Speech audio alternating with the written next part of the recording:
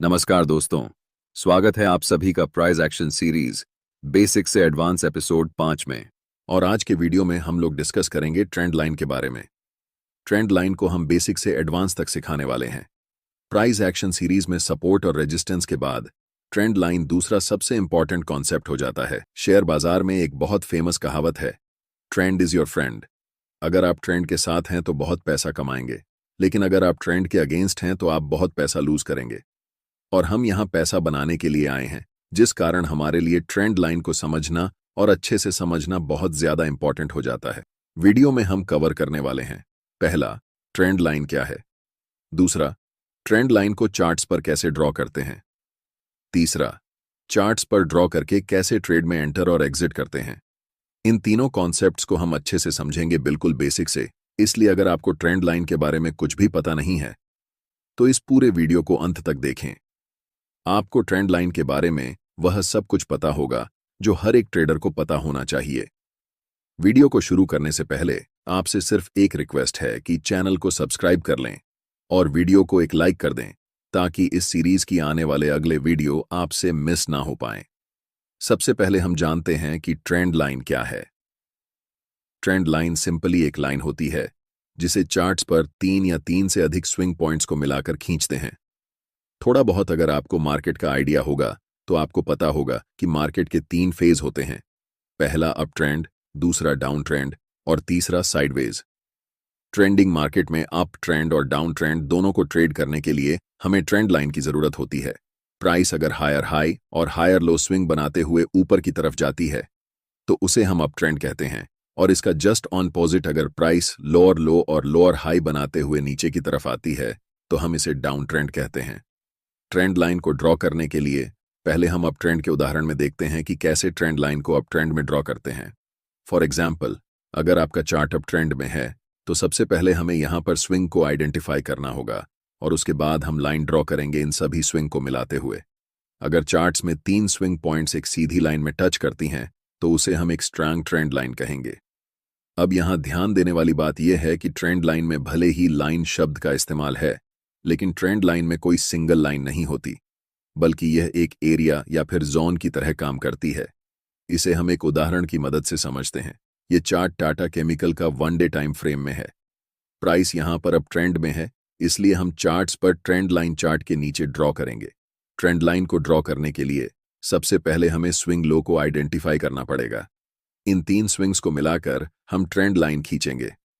अब आपको दिख रहा है कि ट्रेंड लाइन पर स्विंग पॉइंट्स परफेक्टली टच नहीं कर रहे हैं, इसीलिए हम यहां पर लाइन की जगह एक जोन ड्रॉ करेंगे। यह जोन एक ऐसा जोन होता है जहां पर बायर्स बड़े क्वांटिटी के साथ ट्रेड में एंट्री करते हैं, जिस कारण यह ट्रेंड लाइन एक स्ट्रांग सपोर्ट की तरह काम करती है। अगर आपको अभी तक समझ में नहीं आया है तो इसे एक और एग्जाम्पल के साथ समझते हैं।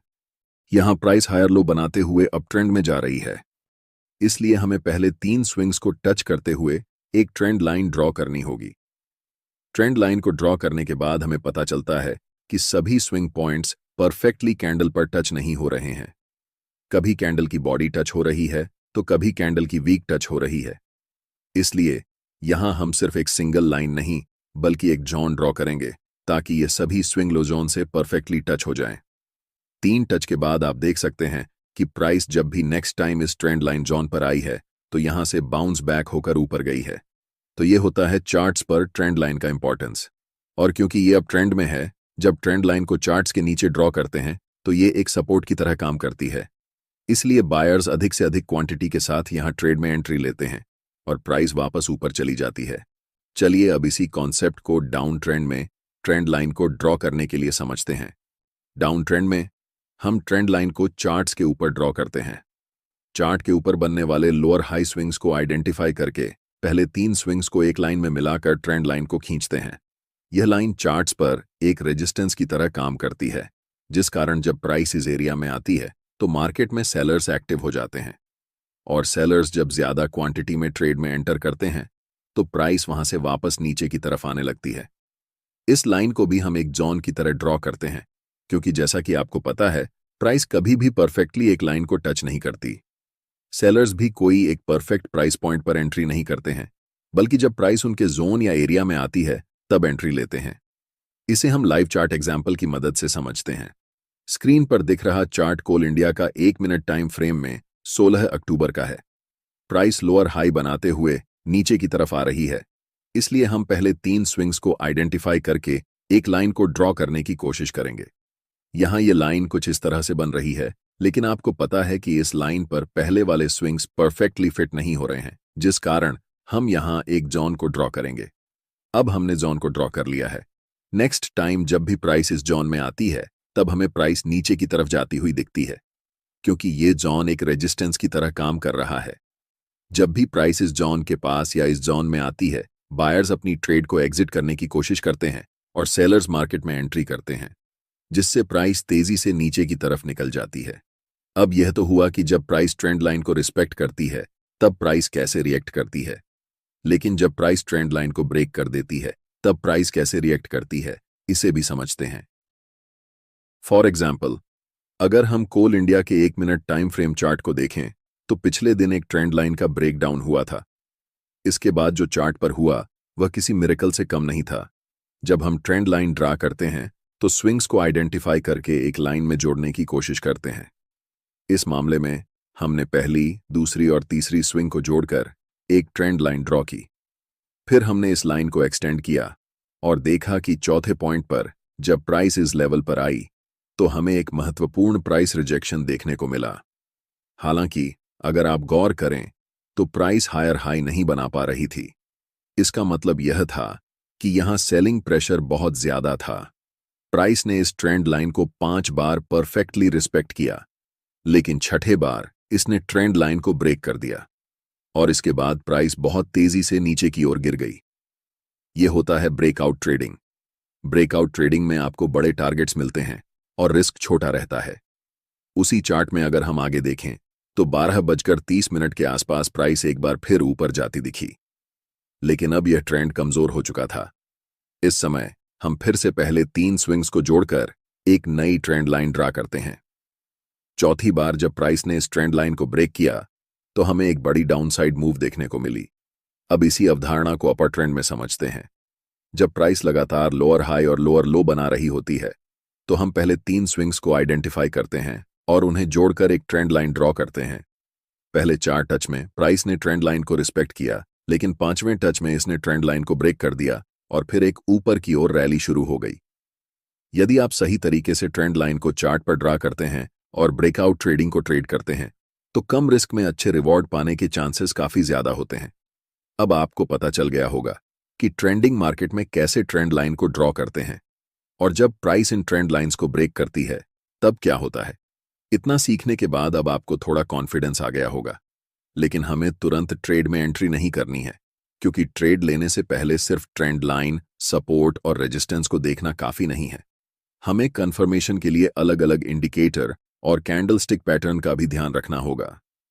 ये चीजें आपकी ट्रेड की एक्यूरेसी बढ़ा देती हैं और यही आपको एक प्रॉफिटेबल ट्रेडर बनाती हैं। सबसे पहले, जब आप ट्रेंड लाइन के साथ काम कर रहे होते हैं, तो 3 स्विंग लो या हाई को जोड़ते हुए एक लाइन को ड्रॉ करते हैं। जैसे ही प्राइस चौथी बार उस ट्रेंड लाइन के पास आती है, हमें अलर्ट हो जाना चाहिए, लेकिन तुरंत ट्रेड में एंट्री नहीं लेनी है। हमें एक स्ट्रॉन्ग बुलिश कैंडल की कंफर्मेशन चाहिए होती है, जिसमें बायर्स का डोमिनेंस दिखे। यह कैंडल पूरी तरह से फॉर्म होकर क्लोज होनी चाहिए। जब यह कैंडल क्लोज होती है, तब हमें उस कैंडल के हाई को मार्क करना होता है। जब अगली कैंडल उस मार्क किए हुए हाई के ऊपर क्रॉस करती है, तभी हमें ट्रेड में एंट्री लेनी है। इसके बाद हमारे पास एक एग्जिट प्लान भी होना चाहिए। स्टॉप लॉस को हम वर्तमान स्विंग लो के नीचे रखेंगे और टारगेट के लिए चार्ट के ऊपरी स्विंग को मिलाकर ट्रेंड लाइन ड्रॉ करेंगे। जब भी प्राइस इस ट्रेंड लाइन तक पहुंचेगी, तब हमें ट्रेड से एग्जिट करना होगा। यदि आप इस सेटअप को बड़े टाइम फ्रेम जैसे 4 घंटे या 1 दिन के चार्ट पर करेंगे, तो इसकी एक्यूरेसी बहुत ज्यादा होगी। ऐसे सेटअप्स अक्सर मिल सकते हैं यदि आप स्टॉक्स में सही पैटर्न्स को ढूंढते रहें। हाल ही में हमने टाइम टेक्नोप्लास्ट लिमिटेड में इसी सेटअप का उपयोग किया था। सबसे पहले हमने चार्ट पर 3 स्विंग लो को मिलाकर एक ट्रेंड लाइन ड्रॉ की। जब प्राइस चौथी बार ट्रेंड लाइन पर पहुंची, तो हमने वेट किया कि हमें एक स्ट्रॉन्ग बुलिश कैंडल मिले, जिसमें बायर्स का डोमिनेंस हो। जैसे ही वह कैंडल बनी, हमने उसे मार्क किया और अगले दिन जब प्राइस उस कैंडल के हाई को ब्रेक कर गई, तब हमने ट्रेड में एंट्री ली। हमारा स्टॉप लॉस उसी कैंडल के लो के नीचे था और टारगेट अपर ट्रेंड लाइन पर सेट किया गया था। हमने 9 अक्टूबर को एंट्री की थी और 16 अक्टूबर तक हम अपने टारगेट के बहुत करीब थे। उम्मीद है कि अगले दिन हमारा टारगेट अचीव हो जाएगा। इस तरह के सेटअप से कम रिस्क में अच्छे रिवॉर्ड मिलने की संभावना बढ़ जाती है और सही प्लानिंग के साथ यह एक बहुत प्रॉफिटेबल ट्रेड बन सकता है। हमने अब तक यह सीखा कि अपर ट्रेंड में ट्रेंड लाइन का उपयोग कैसे करें और ट्रेड में एंट्री और एग्जिट कैसे करें। अब उसी प्रकार से हम डाउन ट्रेंड में भी ट्रेडिंग करना सीखेंगे। मैंने पहले कॉल इंडिया के 1 मिनट टाइम फ्रेम पर ट्रेंड लाइन कैसे ड्रॉ करनी है यह बताया था। अब उसी चार्ट में ट्रेड में एंट्री और एग्जिट को समझेंगे। चूंकि यहां चार्ट डाउन ट्रेंड में है, इसलिए हम चार्ट के ऊपर की ओर ट्रेंड लाइन ड्रॉ करेंगे। यह अपर ट्रेंड लाइन हमारे लिए सबसे महत्वपूर्ण है क्योंकि यह हमें ट्रेड में एंट्री के लिए संकेत देती है। सबसे पहले 3 स्विंग पॉइंट्स को टच करते हुए एक ट्रेंड लाइन ड्रॉ करें। जब चौथी बार प्राइस इस ट्रेंड लाइन को टच करती है, तब हमें एक रिवर्सल देखने को मिलता है, लेकिन हमें एक स्ट्रॉन्ग कैंडल नहीं दिखाई देती। हालांकि प्राइस की क्लोजिंग नीचे की ओर हो रही है, जिससे हमें एक बेयरिश संकेत मिलता है। अगर हम इन 3 कैंडल्स को एक साथ देखें तो यह हमें एक बेयरिश कैंडल पैटर्न जैसा दिखेगा। हालांकि यहां सबसे महत्वपूर्ण बात यह है कि ट्रेंड लाइन के पास सेलर्स का डोमिनेंस दिखाई दे रहा है, इसलिए हमें इन 3 कैंडल्स के सबसे निचले लो को मार्क करना है और जब प्राइस इस लो को ब्रेक करती है, तब हमें डाउन ट्रेंड की दिशा में एंट्री लेनी है। इस ट्रेड में एंट्री लेने के बाद हमारा स्टॉप लॉस उस स्विंग हाई के ऊपर रहेगा जहां से प्राइस ने रिवर्सल किया था। टारगेट के लिए हम सबसे नीचे के 3 स्विंग पॉइंट्स को मिलाकर एक नई ट्रेंड लाइन ड्रॉ करेंगे। जब भी प्राइस इस ट्रेंड लाइन को टच करती है, तब हमें ट्रेड से एग्जिट करना है। अब आपने अप ट्रेंड और डाउन ट्रेंड दोनों में ट्रेंड लाइन का उपयोग करके एंट्री और एग्जिट करना सीख लिया है। अब बात करते हैं कि अगर प्राइस ट्रेंड लाइन को ब्रेक कर दे तो क्या करना चाहिए। मान लीजिए कि प्राइस लोअर हाई बनाते हुए ऊपर की तरफ जा रही है और आपने पहले 3 स्विंग लो पॉइंट्स को मिलाकर एक ट्रेंड लाइन ड्रॉ की है। चौथी बार प्राइस जब इस ट्रेंड लाइन को टच करती है तो वह ऊपर की तरफ बाउंस करती है, लेकिन 5वीं बार जब प्राइस ट्रेंड लाइन के पास आती है तो वह ट्रेंड लाइन को ब्रेक करके नीचे की ओर क्लोज होती है। यह हमारे लिए एक सिग्नल है कि प्राइस नीचे की तरफ तेजी से जा सकती है। हालांकि हमें अभी भी एंट्री नहीं लेनी है जब तक कि हमें कंफर्मेशन न मिल जाए। उस कैंडल के लो को मार्क करें जिसने ट्रेंड लाइन को ब्रेक किया है। जब अगली कैंडल उस लो को ब्रेक करती है, तब हमें डाउनसाइड की ओर एंट्री लेनी है। इस ट्रेड में हमारा स्टॉप लॉस स्विंग हाई के ऊपर रहेगा और टारगेट के लिए हम पिछले स्विंग लो को चुनेंगे। यदि हमें कोई स्पष्ट स्विंग लो नहीं मिलता है तो हम 1 से 2 या 1 से 3 के रिस्क रिवॉर्ड रेशियो का उपयोग करके एक फिक्स टारगेट सेट कर सकते हैं। आज के वीडियो में इतना ही।